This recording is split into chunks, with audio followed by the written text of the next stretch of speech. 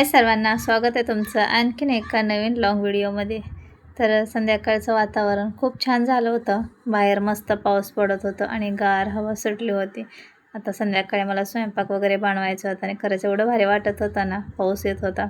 तर हा व्हिडिओ मी 8 दिवस झाला बनवून आणि पाऊस मध्यंतरी बंद झाला होता आणि परत चालू झाला होता। तर तेव्हा मी हा व्हिडिओ बनवला होता। तर 5-6 दिवस झाला तर परत पाऊस चालू झाला आणि खरंच छान वाटते। तर मला स्वयंपाक वगैरे बनवायचा होता, त्याचीच मी तयारी करत होते। माझा भाचा गावाला जाणार होता, तर माझा अकलूजचा भाचा आला होता, त्याला गावाला जायचं होतं। 10-15 दिवस होता तो, त्याला सुट्टी होती म्हणून आलेला मुंबईला। आता त्याला रिटर्न गावाला जायचं आहे आणि मला माहितीच नव्हतं त्याला जायचं आहे म्हणून। त्याने काही सांगितलंच नाही, त्याच्या मामाला सांगितलं होतं आणि मला वाटलं सॅटर्डे संडेला जाईल, तर तो अचानकच निघाला।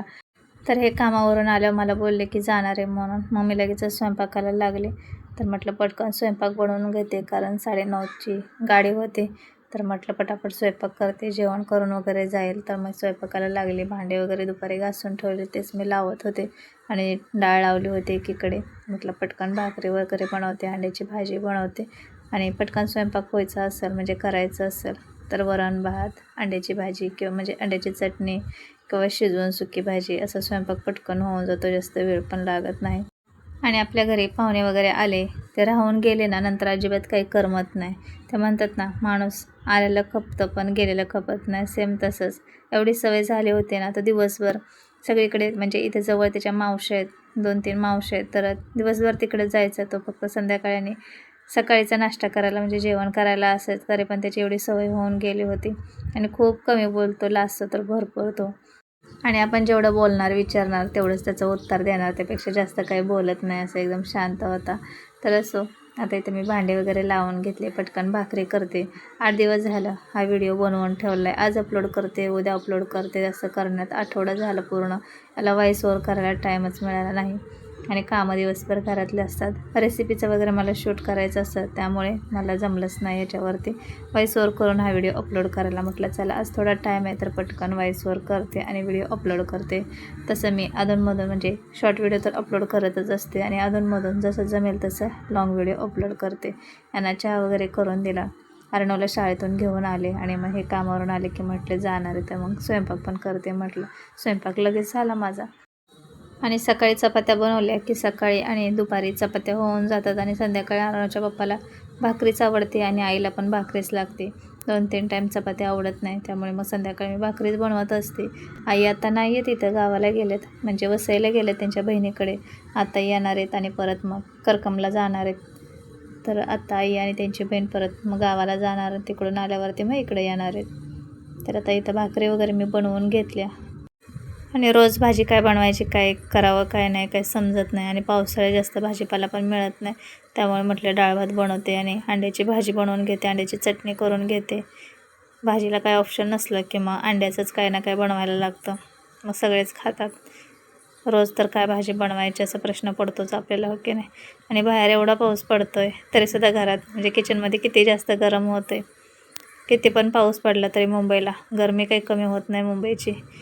थोड्या वेळ जरी पाऊस थांबला, 1 दिवस नाही आला, तरी लगेच जास्त गरम होतं आहे। रोज म्हणते आज लॉंग व्हिडिओ बनवून टाकते, उद्या लॉंग व्हिडिओ बनवून टाकते, पण कशाचं काय होतच नाही। दुपारपर्यंत घरातली कामं आवरायची, मुलांना शाळेत सोडायला आणायचं आणि मग परत रेसिपीचा व्हिडिओ बनवायचा, तो अपलोड करायचा, त्यामध्येच मला संध्याकाळी 5:30 वाजतात आणि परत अर्णवला शाळेतून घेऊन यायचं। परत संध्याकाळचा टाईम होतो, हे कामावरून येतात, चहा पाणी स्वयंपाक बाकीची कामं, भांडे, किचन पुसणं, यामध्ये सगळा वेळ जातो आणि शूट करायचं म्हटलं तर मग होत नाही। आणि आज पण माझी दिवसभर कामाची धावपळ चालूच होते।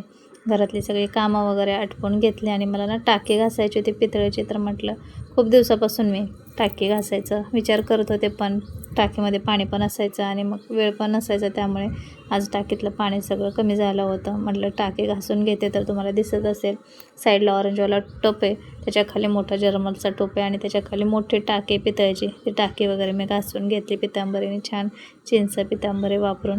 आता 8 दिवस पण नीट राहत नाही, लगेच ती खराब तर होते, कारण बाथरूमच्या जवळच ठेवलेले, आंघोळीसाठी पाणी वगैरे घ्यायलाही लागतं म्हणून, आणि मग ते पाण्याचे डाग वगैरे त्याच्यावर लगेच पडतात आणि लगेचच लाल होऊन जाते।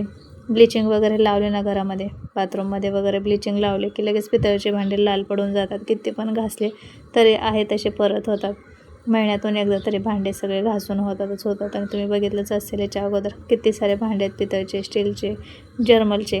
आणि ब्लिचिंग लावली की लगेच मग सगळे भांडे लाल होऊन जातात. तरी पण मी भांडे घासायला काढण्याच्या अगोदरच ब्लिचिंग वगैरे लावून घेते आणि नंतर मग परत ब्लिचिंग लावली की परत सगळे भांडे लाल होऊन जातात.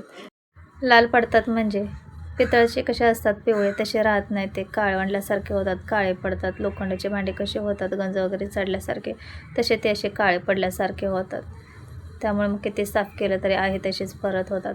घासले तोपर्यंत खूप छान दिसतं, सगळं घरात पिवळं पिवळं वाटतं. सगळे पितळेचे हे भांडे घासले ना खूप छान वाटतं. तर असो, आणि इथे मी फोडणी देत होते. तुम्ही म्हणाल टोपामध्ये एवढं काय वाकून बघते, तर माझं किचन आहे उंच. मी पायाखाली आता पाट घेतला नाही, त्यामुळे मी असं बघत होते. कारण पायाखाली पाट घेतला तर मग आणखीन उंच होणार आणि मग व्हिडिओमध्ये व्यवस्थित दिसणार नाही, त्यामुळे पाट घेतला नव्हता. नाहीतर हमेशा मी पाटावरच उभं राहून स्वयंपाक वगैरे करत असते. घरात म्हणजे काय काम करायचं असेल तर मला पाट बसायला लागतो.